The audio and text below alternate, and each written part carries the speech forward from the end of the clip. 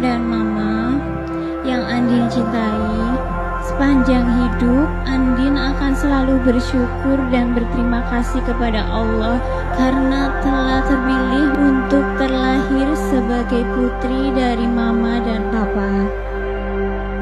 Papa dan Mama, pada hari ini Andin memohon izin dan doa restu untuk menikah dan membina rumah tangga dengan laki-laki pilihan Andin.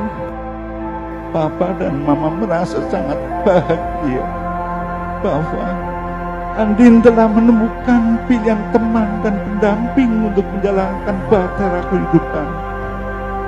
Doa restu Papa dan Mama selalu mengiringi langkah Andin dan Assalamualaikum warahmatullahi wabarakatuh. Perkenalkan, nama saya Nur Ayunda Hasana. Saya dari Institut Agama Islam Negeri Metro. Saya berasal dari jurusan Pendidikan Agama Islam kelas B semester 4. Baik, di sini saya akan menjelaskan tentang fikih munakahat. Yang pertama ialah kenapa kita harus menikah. Yang kedua, konsep peminangan kafa'ah dalam Islam. Yang ketiga, syarat dan rukun pernikahan. Yang keempat, akad nikah dalam Islam. Yang kelima, wali dan saksi dalam pernikahan. Yang keenam, kedudukan dan jenis mahar dalam pernikahan. Dan yang terakhir ialah poligami. Baik, sebelum kita masuk ke dalam pembahasan kenapa kita harus menikah, terlebih dahulu kita harus mengetahui pengertian nikah. Secara bahasa, nikah artinya menghimpun. Nikah juga artinya bersetubuh dan akad. Menurut ahli usul dan bahasa, bersetubuh merupakan makna hakiki dari nikah, sementara akad merupakan makna mazazinya. Menurut ahli fiqh, makna hakiki nikah adalah akad, sementara makna mazazinya adalah bersetubuh. Karena makna itulah yang mansyur dalam Al-Quran dan hadis. Hukum nikah ada 5. Yang pertama wajib, yang kedua sunnah, yang ketiga makruh, yang keempat haram, dan yang kelima mubah. Baik, setelah kita mengetahui pengertian nikah, selanjutnya kita akan membahas tentang kenapa kita harus menikah. Pernikahan dalam Islam untuk menyempurnakan separuh agama, separuh yang lain melalui berbagai ibadah. Barang siapa menikah, maka ia telah menyempurnakan separuh ibadahnya atau agamanya. Dan hendaklah ia bertakwa kepada Allah Subhanahu wa Ta'ala dalam memelihara yang sebagian sisanya. Hadis riwayat Tabrani dan Hakim.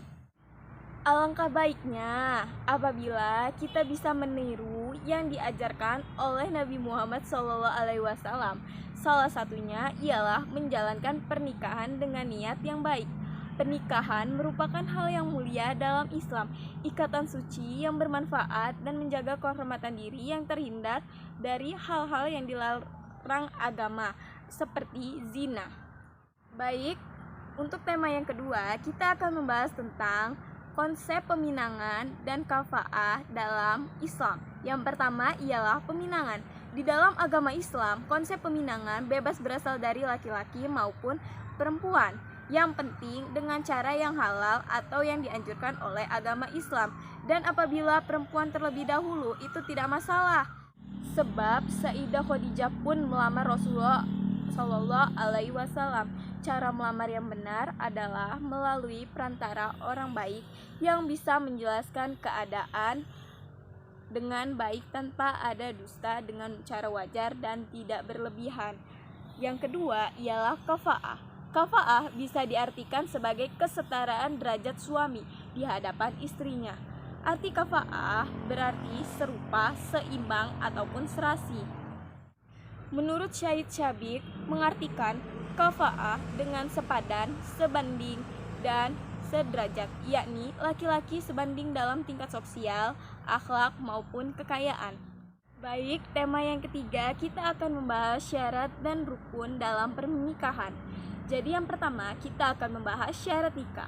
Syarat sah nikah yaitu 1. Mempelai pria dan wanita sama-sama beragama Islam.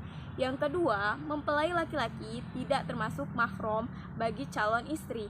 Yang ketiga, wali akad nikah dari perempuan bersedia menjadi wali. Dan yang keempat, kedua mempelai tidak dalam kondisi sedang ihram. Dan yang terakhir ialah pernikahan berlangsung tanpa paksaan. Selanjutnya, rukun nikah. Rukun nikah ada 5. Yang pertama, mempelai laki-laki, yang kedua mempelai wanita, yang ketiga wali, yang keempat 2 orang saksi, dan yang terakhir ijab dan kabul. Baik, yang selanjutnya saya akan membahas tentang akad nikah. Akad nikah adalah perjanjian yang berlangsung antara dua pihak yang melangsungkan perkawinan dalam bentuk ijab dan kabul. Dalam suatu pernikahan, akad nikah merupakan sesuatu wajib adanya karena ia adalah salah satu rukun dalam pernikahan.